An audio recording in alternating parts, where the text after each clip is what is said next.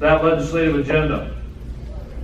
So again, I do believe, again, quite confidently, that we're representing our state motorcycle rights organizations that partner with us, right? As I said last night, the MRF is not a separate entity. The MRF is us, right? All of us in the MRF are active in our SMROs. We don't do this without the 100% support from the state motorcycle rights organization, okay? So I do believe, again, that we are representing our state motorcycle rights organizations. Thirdly, we need to be financially stable. That's right in our mission statement. It was put in there 30 years ago because when we first started out in this movement, there were a lot of SMROs struggling. They came and went with some frequency. Not that it's a picnic today, but we didn't have budgets, we didn't have finance reports, we didn't have strategic plans. We had none of that 30 years ago. So it was quite lucky, as Jay said, if we tried to start this movement today, I don't know that we'd get there. We survived by flat out hard work, a little bit of luck, and SMROs came and went pretty frequently, okay? So the leaders of this movement, a couple of them are in this room, decided it had to be financially stable to make the wheels go, to continue to put that effort in. And I'm happy to report, I don't want to steal Frank's thunder, our treasurer, but we're in a better position than we've been in about 5 or 6 years. That doesn't mean that anyone gets to leave with any money in your wallet. But we're in a better financial position, so a lot of our efforts in previous years have been, how do we make it on the budget that we have? Where do we cut? What don't we do? This is the first board meeting in 6 or 7 years where we did not have to focus on what can't we do, but how do we better continue to do what we need to do with the funds that we have. That's a very different dynamic. So again, we're not flush. We'll go back home and say, yeah, they're fine. I mean, we could always use more, but we're financially stable and again in a better position than we've been in the last 5 or 6 years, okay? And that's really to the efforts of all of you. Your SMROs supporting us, you pushing membership, and you individually being members. Okay, that's what's putting the fuel in the tank for us. And lastly, it's critically important that we do this with honor, respect, and integrity. And if, I feel like as a movement, when we go into Washington, D.C. and we say we're going to do something, we will. When we're held accountable for accomplishing a call to action or accomplishing the legislative objective, I believe that we all do. I believe that we do this with honor, integrity, and respect. And you know, that's really what we have. We don't have multi-millions of dollars to lobby like the NRA or some of those pretty effective organizations. What we have is passion and us. We don't have the money to buy people, right? We can't go to the $5,000 a plate dinners to get attention. We get attention because of who we are, because of our personalities, and because when we tell a politician something, one, they can probably trust that we're not going to hang them out, and two, that we're going to do what we say. And when they look us in the eye, they're going to see our passion. And that doesn't always come from somebody with a lot of money and a big paid lobbyist, right? That comes from us. That's genuine. You can't fake that, right? So we have to make sure that we're acting with respect, honor, and integrity. And I believe we do, or we wouldn't be effective. We wouldn't be sitting in this room if we weren't a believable group of folks that did what we say we want to do, right? This meeting of the mind sort of has a theme. And if you read the last MRF report, you're going to understand kind of where that came from. But for me personally, I'll tell a story a few of you have heard, and it sort of relates to how important motorcycles are to me. So when I was growing up in North Dakota, not a lot of rules, a little bit of extra space. Where's my North Dakota people? These guys will know what I'm talking about. So we lived out in the country, and I found an old Honda 350. I couldn't Jones one of the old Harley choppers from the guys that worked for my granddad in the oil business, but I found this old Honda 350 off to the side, and I would sneak it into town and ride around. We happened to have a very large black sheriff, so he was quite noticeable. My grandmother had a habit of going in for donuts now and then, playing 10 and a half. Now, you know, a good Lutheran woman, a good Scandinavian woman cannot play cards and cannot gamble. So she couldn't play 21. but she could play 10 and a half. They decided to have to pay for donuts and coffee. So every now and then, the sheriff would find my grandma and say, that grandson of yours has got to stop riding his bike to town. Of course, you can probably guess that I already figured out that mufflers fall off motorcycles. I made it a little bit faster than it was supposed to be back then. So my grandma came home and said, what are we going to do about this? And I said, well, I'll try to not do it as much. Well, of course, the next day back in town I was, ripping around through town. So the sheriff saw my grandmother again and said, okay, we really got to do something about it. So Grandma told Grandpa, my bike got locked in the garage. I was a rebel back then as much as I am now, and I said, no way. I'm not sure what the thought that went through my head when I decided to do this. How many people know what a skidoo is? What color is a skidoo? Yellow. What does most of North Dakota look like in the summer? Brown. So I guess I thought that I could take a bright yellow snowmobile and drive it into town in the middle of the summer. Because you weren't going to take my motorcycle away and limit my freedom to move. So as most of you know, business in North Dakota, if it's worth doing, is done on the hood of a pickup like this. So my grandfather owned a fairly successful oil business, and a lot of his meetings were like this with a cup of coffee or a can of soda.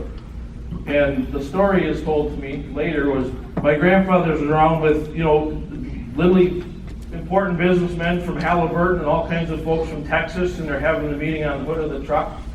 And my granddad goes, would you look at that idiot over there? There's a yellow skidoo in the middle of the summer going up the side of a bald knob hill to get into town the back way. My grandfather looked for another minute and he said, I know that idiot. So long story short, I got my motorcycle back right away. I had a few rules on it, but the point of the story is appreciating our motorcycles, appreciating the ability to get up and move, right? We need to make sure that we're doing that. We tend to lose the fact, what got us into this? We didn't sit down and say, I'm going to join an SMRO, I'm going to work my tail off, I'm going to spend all the nice weekends in meetings. Oh, now I'll go get a motorcycle. No, it's the other way around. We got a motorcycle. We love the ability to customize them. We love the feeling of riding a motorcycle. We love the camaraderie and the brotherhood of the motorcycle, and that led us into this movement. So we have to make sure we always keep in perspective why we're here. We didn't come here to go to meetings. We came here because we wanted to ride motorcycles and continue to do so. And again, this is all leading up to a theme here. But as I think now from the days of riding that skidoo up a bald knob hill in North Dakota to my lifestyle today, and I think about, it didn't start out this way.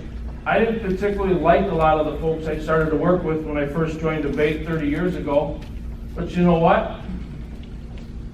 Almost every one of my best friends and almost every person I count on are part of this movement.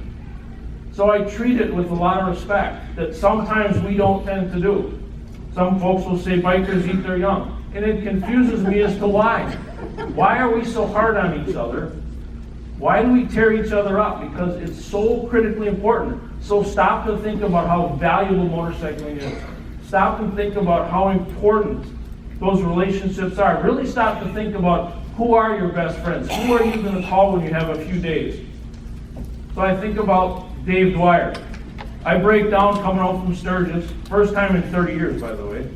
I break down. It's 2 o'clock in the morning. He's on the road with me. What does he do? Rides all the way home, gets in his truck, rides all the way back, picks me up and takes me home.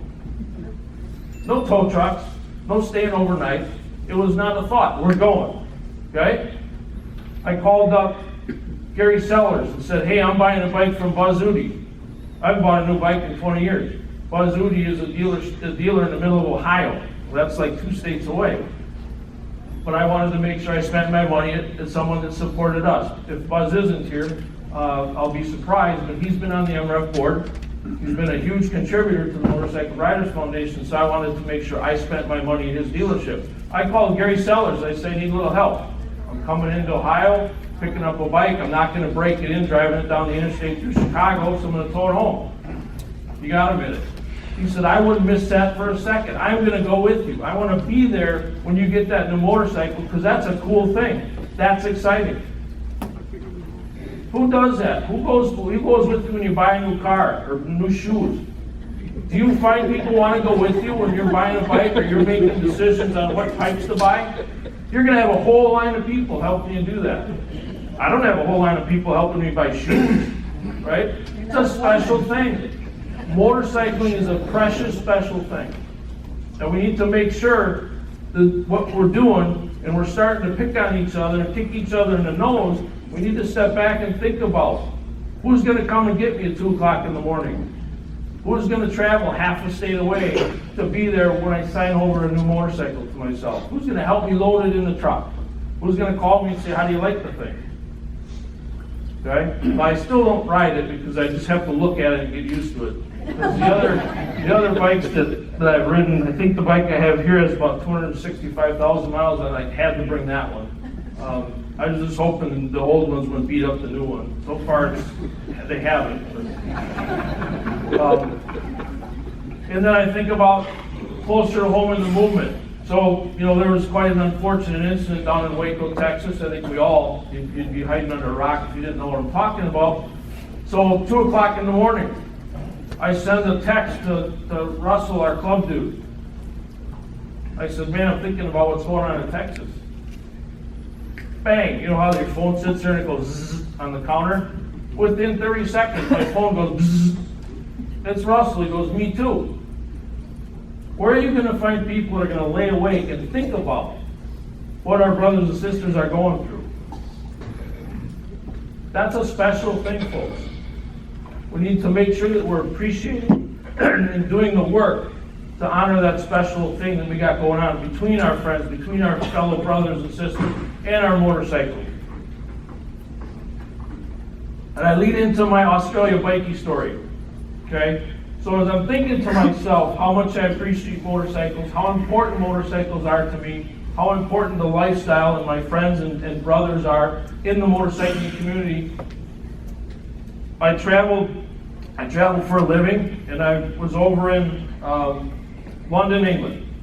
And I guess I look like a biker. I walk in, I've heard it all. A guy looking like me living in Wisconsin does not get a break, I'll tell you. I do not have a horse or a wagon. I got a horse tomorrow. So I'm sitting in this pub, and this guy comes over and says, hey, are you a bikie? Probably not. So we got into that discussion, and you get into what do you ride, how much do you ride, where do you ride, what's your favorite ride? Typical conversation when you first meet somebody in a place like that. I had nowhere to go. I was going to go sit in a hotel room. He clearly needed to spend some time with someone, so we started talking. And I said, why are you in London, England? And he said, well, I'll tell you what. I'm a fairly successful businessman. I have sold my business, and I'm getting the heck out of Australia. I said, what are you doing in England? He said, I'm looking for a place that I can retire, where I can enjoy motorcycling, and I can have the freedom to do it without being hassled. He'd spent about one day in Europe and decided Europe wasn't where he was going to land. Mandatory helmet laws, airbags, little blinkers on your head, your helmet, all that stuff. So he figured out very quickly, not going there.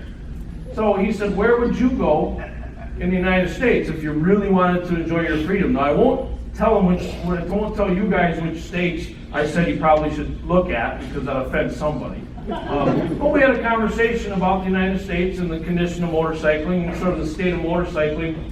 And then I went back into, so what would cause you to sell a business, retire, and move halfway around the world to enjoy your motorcycles? And he talked to me about what's going on in Australia. Literally, in a matter of just a few days, The politicians in Australia said, we've had enough of motorcycles, cities go get them. Cities, city councils, whatever you call them, in the large cities in Australia, in the night and day, over a period of just about 3 weeks, started passing all kinds of laws. So I said, so tell me the impact of all those laws. He said, 2 guys riding down the road with the same attire, off the road they go, their bikes are gone. They didn't have to even do anything wrong. Guys that have there was a particular guy, a friend of this guy's, had a tattoo shop for 29 years. Not one spot, not even a speeding ticket on this guy's record. Flawless business for 29 years. But because he tattooed bikers, he lost his license. And he went on and on and on about taverns that have been shut down, restaurants that have been shut down, auto repair, motorcycle shops, all over the larger cities in Australia that had been shut down because they serve biker clientele. I started to think, and I said, did you ever think that would happen? And he said, absolutely not. He said, we sat around the room and talked while it was happening that this can't be happening. But it did. Enough so that this guy is getting out of the place. And then we got into the philosophical part of the discussion. Do you think this could happen in America? And I said to myself and to him, I said, there are a lot of people in the United States that think it couldn't. I believe a lot of the people that I work closely with believe it is happening now. Right? So the point of this conference, so we brought in some phenomenal speakers. We pulled out no stops. So we've got an executive from Harley Davidson. We've got Slider Gilmore. Some of the workshops and the general presenters, what we wanted to do is make sure we stop for a minute and really appreciate our lifestyle. Really appreciate what we put into getting to this point. Understanding how important it is that we maintain our motorcycles and our lifestyle. And then we have speakers that talk about how we can stay positively focused so that when we're making contributions into our SMROs that they're positive. Okay, because it's that important. So again, the theme of this weekend is to appreciate our lifestyle, to appreciate our motorcycles, so that when we leave here, we can go back into our communities and into our, hanging out with our brothers and sisters, and we can make sure that we are focused on how important preserving our lifestyle, preserving our ability to ride the motorcycles the way we like, how important that really is. And really what's at stake. It's not about a green t-shirt. It's not about who won the tattoo contest. Those are means to the end, certainly. But what is it really about? Are we focused? Are we positively contributing to the mission of any SMRO, any motorcycle club, organization, MRF, ABATE, I don't care. Are we positively as individuals contributing to those goals? What are those goals? Simply to preserve and protect the freedom of the road and our associated lifestyle. That's it. If us, the leaders of this movement, so we're responsible for 250,000, 300,000 card-carrying state motorcycle rights organization members. A lot of us are in partnerships with various parts of the AMA, with NCOM, with our Canadian friends, FEMA over in Europe, doesn't matter. So there's a couple, best guess, there's 250,000 or so folks that pay dues to an SMRO. So at a minimum, we're responsible for the mood and the work of those 250,000 people. But I would say it's bigger than that. There's almost 8 million motorcyclists in this country. If this group of people, us as leaders, weren't here, what happens? We're not the same. Motorcycling in the United States would not be the same. So I don't want to lay a heavy on you, but this room, folks, is really responsible for, at a minimum, our 250,000 SMRO members.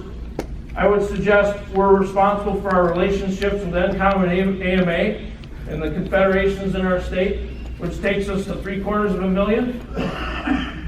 And then we have to keep an eyeball on the other 7.5 million people that haven't figured it out yet, that they ought to be part of something like that, okay? So again, how do we stay positively focused and concentrated to the mission? What we're doing connected to preserving and protecting the freedom of the road and our associated lifestyle? Yes or no? If it's no, why? Why are we doing it? If it's yes, keep doing it. But the point is, it's us. This room, right, is responsible for taking this message back to the 50 states that are represented here, to our confederations, to our club, to our other organizations, and making sure that folks are hearing the message. It's that important. It's that important that we think about motorcycling, we think about the relationships within motorcycling, we think about what it means to us, and then we fight till the death to make sure that we're protecting it and doing our very best. Okay? Thanks, folks.